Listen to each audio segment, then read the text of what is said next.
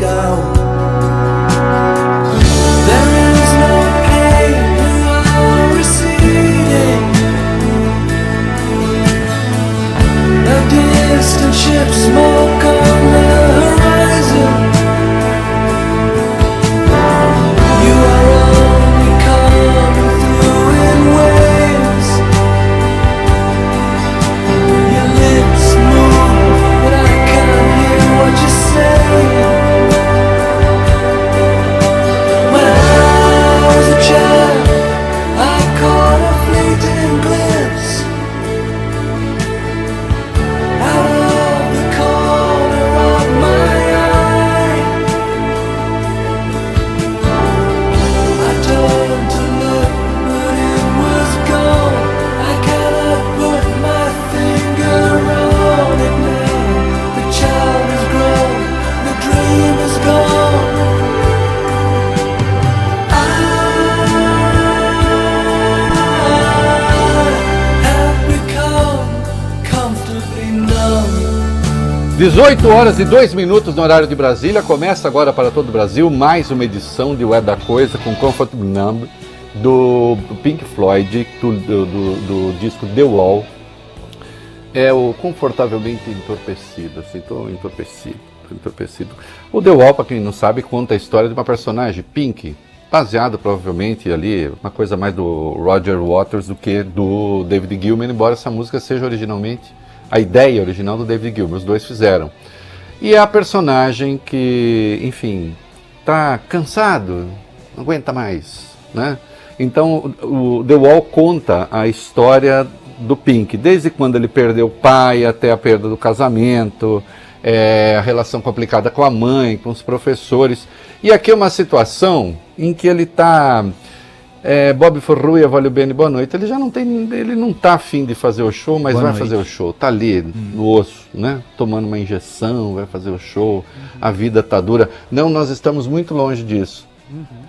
E precisamos ficar muito longe disso. Né? E sempre estar atentos. E aí ele imagina então uma parede, né? The Wall, uma parede levantada entre ele, o artista, e o público, um público que também já não responde mais às suas demandas. A tristeza, a melancolia, o nada, que pode sobreviver muitas vezes, e do qual e coisas essas das quais a gente deve fugir, né? Porque o Bob Forruia, boa noite, valeu bem. Boa noite. O Nietzsche, no livro Além do Bem e do Mal, tem uma frase muito boa, né? Diz assim, que é preciso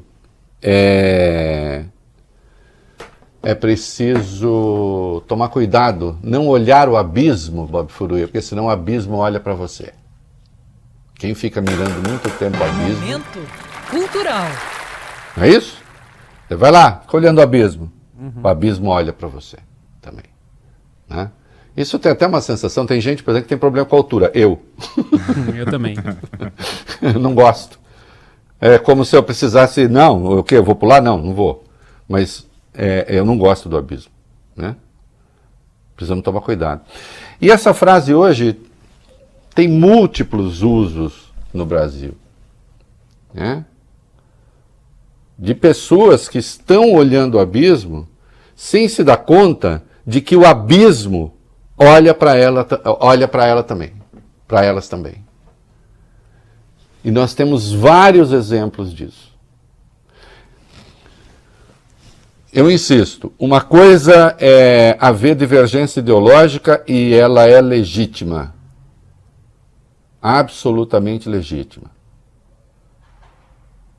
As pessoas têm diferenças. Na democracia, as diferenças têm de conviver e aqueles que ganham a eleição, né, tocam adiante o seu programa sabendo que, no mais das vezes, tem de negociar com os outros. Não é só aquilo que querem, também é aquilo que é possível, porque existem os outros. Veja o quadro que está aí agora. Como eu antevi, não estou fazendo engenharia de obra pronta, porque as coisas estão escritas, né? nós teremos uma eleição muito apertada. Qualquer um que vença, quase que vai sobrar pouco menos da metade do outro lado. Quando você juntar essa quase metade do outro lado, mais os que não votaram, aquele que ganhar, é uma coisa para a qual eu sempre chamo atenção, ganha com os votos da minoria, Bob Furu e Avalio Bene, para governar a maioria. É legítimo na democracia porque essa é a regra do jogo. Você não pode... O Brasil já tem voto obrigatório, já é uma coisa meio estranha. Mesmo assim, você tem uma abstenção alta. Não é? Mas quando você junta quem votou no outro, mais abstenção, mais brancos e nulos, quem ganha vai governar com votos da minoria. Ainda que uma minoria expressiva. E, portanto, é preciso saber conviver com o outro, tolerar o outro. E tudo que a gente está vendo vai na contramão disso. É a atração pelo abismo. Muita gente olhando o abismo, inclusive das elites brasileiras, e o abismo está olhando para elas. E para o Brasil. Há coisas inacreditáveis em curso. Não é? Coisas espetaculares em curso. Que nos deixam completamente estupefactos. Paralisados quase. Esses dias, nas redes sociais, ninguém menos do que o arcebispo Dom Odilo Scherer. O Dom Odilo, que é da ala conservadora da igreja. O Dom Odilo nunca teve nenhum vínculo, zero, com qualquer tese da chamada teologia da libertação. Nada. Dom Odilo escreveu no Twitter esta coisa ofensiva. Preste atenção. Olha como Dom Odilo, olha quanto esquerdismo em Dom Odilo, Bob Furu e Avalio Bene.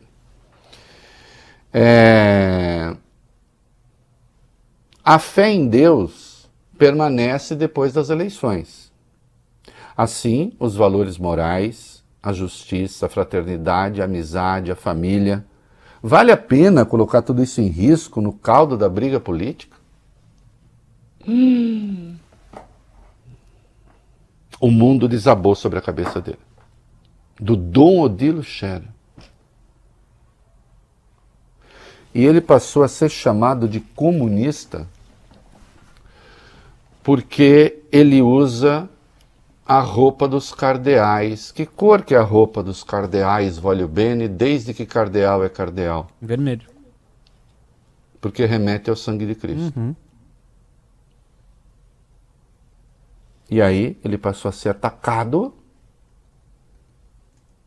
por usar o vermelho dos cardeais. E ele escreveu: tempos estranhos esses nossos, conheço bastante a história, às vezes parece-me reviver os tempos da ascensão ao poder dos regimes totalitários, especialmente o fascismo. É preciso ter muita calma e discernimento nessa hora. E teve de explicar por que ele usa vermelho. Missas estão sendo interrompidas por fiéis que exigem que o padre faça um discurso pró-Bolsonaro.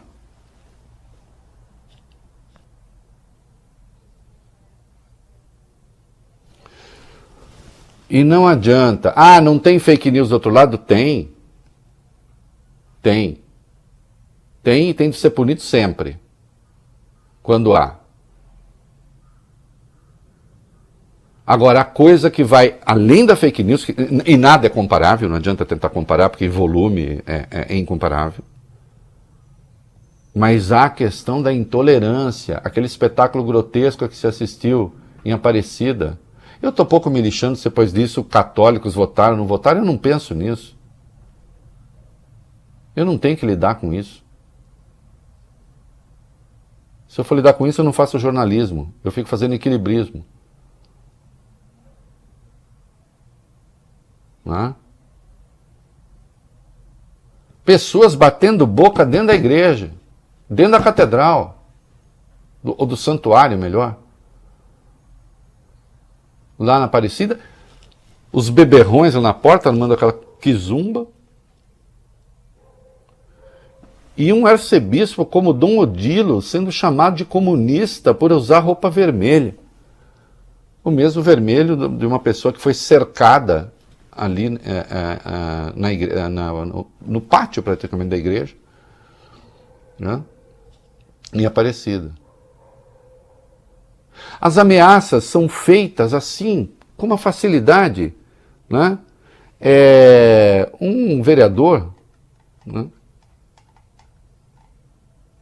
O vereador, ele é o Ministério Público, Marcos Túlio Barroso, de Quirinópolis, postou uma foto, armado, dizendo que ele, falando em nome dos produtores de Quirinópolis, aí ele disse que ele é CAC também, é de direita e é católico, e PT comigo é na bala, posou com uma arma na mão.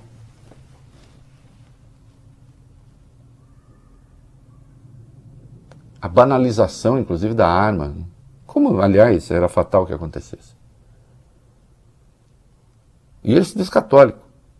Católico, comigo na bala.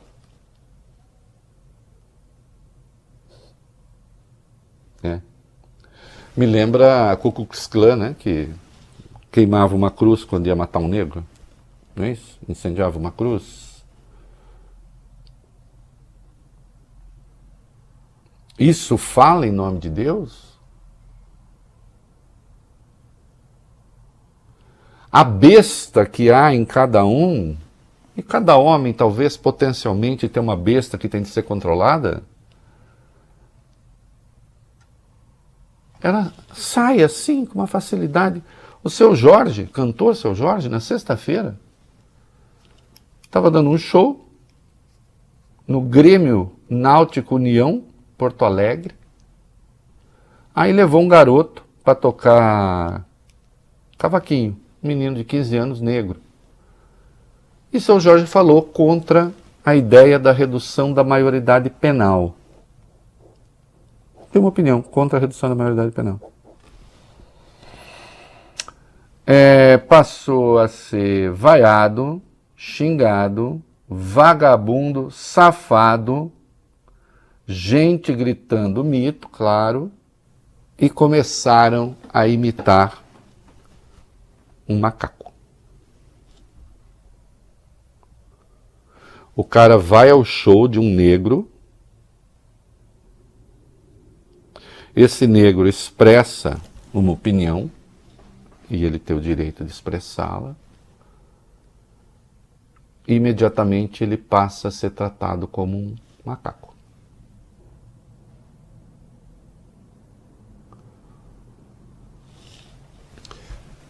Isso é mirar o abismo.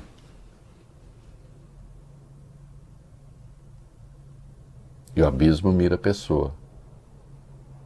Há elites brasileiras, setores da elite mirando o abismo. E o abismo está olhando para elas. E está olhando para o país.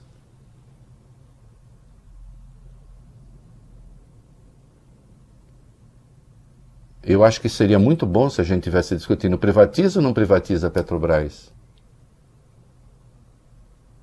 Mantém ou não mantém o Auxílio Brasil? Tem de ser de 600, tem de ser de 1.000, de onde vai tirar o dinheiro? Tudo isso deveria estar sendo discutido, debatido. Orçamento, tem que ter verba carimbada mesmo? Não tem que ter verba carimbada? Vamos discutir. Há divergências a respeito. Respeitáveis. No entanto, se está lidando de forma organizada, metódica, com a mentira, com a intolerância, com a eliminação do outro. O que essa gente espera? Digamos que o Bolsonaro ganhe a eleição. Um quase empate. Metade dos eleitores que votaram vai desaparecer? Vão usar o governo para atropelar essa gente? Fazendo de conta que não existe? mentindo de forma miserável com negócio de fechamento de igreja, de não sei o que, tudo mentira. De legalização, tudo mentira do aborto.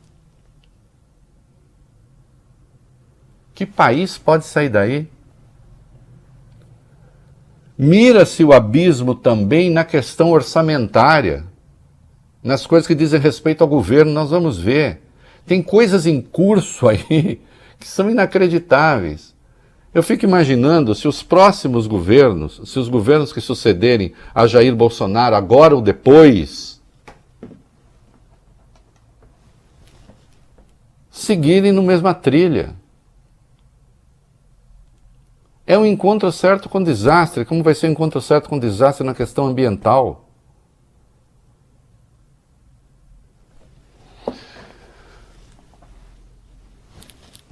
Aqueles que estão ligados à campanha, né, do Bolsonaro deveriam pensar nisso. Deveriam pensar que há um Brasil depois. Bolsonaro recebeu ontem, acho, apoio de sertanejos, né, cantores sertanejos. Isso foi ontem. Eu vi lá o Leonardo, conhecido Leonardo, da dupla Leandro e Leonardo, tão querida do Brasil, Leonardo, que é notável nas redes sociais por falar coisas absurdas, fazendo praxe da própria ignorância, mas eu vi lá o Leonardo falando de fechamento de igreja. O outro falando de comunismo. Sem saber o que significa, sem saber nada. Festas sertanejas que, aliás, promovem a beberagem a mais escancarada,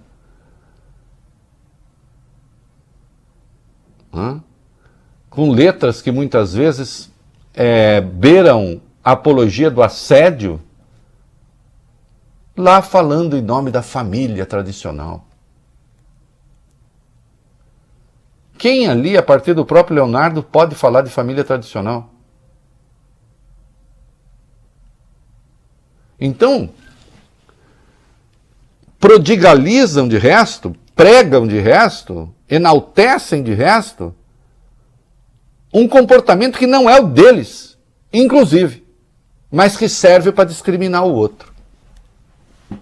Será que esses cantores sabem que quando se fala assim de família tradicional, não sei o quê, milhares de pessoas estão sendo discriminadas e podem apanhar por isso?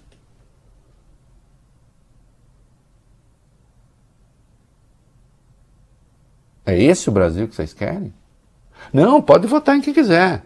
Declarar voto. Agora, veja bem o que fala. Veja bem o que fala. Fechar a igreja?